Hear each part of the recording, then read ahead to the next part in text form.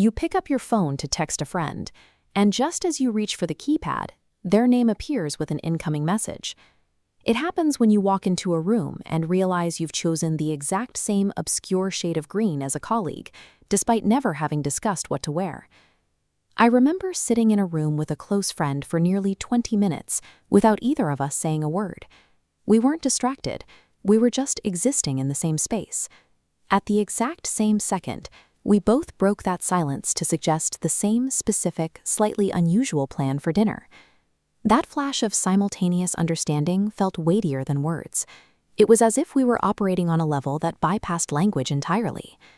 Modern life teaches us to view ourselves as isolated units, separate islands of consciousness navigating the world in total independence. But these moments challenge that assumption. They suggest we might be broadcasting on a hidden frequency, constantly leaking information to the people around us in ways we don't yet understand. Looking at this through a psychological lens, our brains function like hardware, running continuous background updates from a shared local network.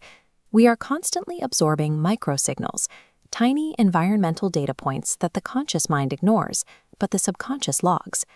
A sudden shift in barometric pressure, or the specific quality of the afternoon light, triggers identical hormonal shifts in both people, setting the same biological stage. When two people are exposed to the same local headlines or shared cultural stressors, their attention is funneled toward the same specific set of concerns, narrowing the field of potential thought. As two distinct individuals ingest the exact same data from their surroundings, their internal states mirror the input. By the time they speak, this shared data has calibrated both people to a similar frequency, aligning emotional baselines before the first word is uttered. This synchronization deepens with emotional closeness. We unconsciously adopt the physical pacing, gestures, and internal rhythms of the people we spend time with. Learning a partner's breathing patterns and energy shifts allows the brain to create a predictive loop, anticipating their next state from years of subtle observation. Two biological processors crunching the exact same background data will eventually and inevitably arrive at the same conclusion at the same time. Beyond external environment, we have to look at the internal mechanics of how we perceive time and connection. Our brains are survival machines that prioritize patterns over randomness through a process called confirmation bias. Every day, we experience thousands of non-synchronized moments, missed texts or unreturned calls. The brain treats these as noise.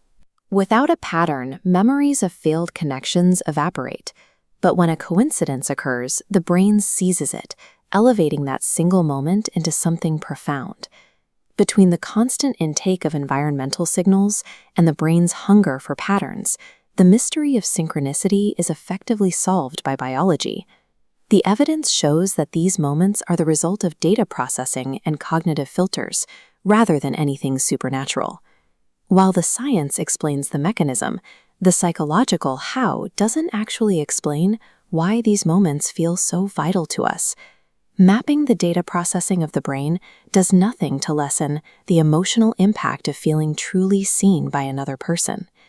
These synchronicities derive their power from how they challenge the modern experience of isolation, offering a brief joined shadow in a world of solitary figures.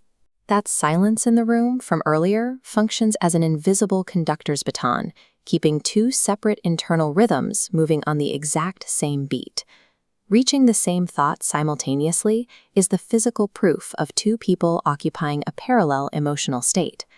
Science confirms our brains are constantly syncing with those around us. That resonance is the reminder that no matter how isolated we feel, we are never truly moving through the world alone.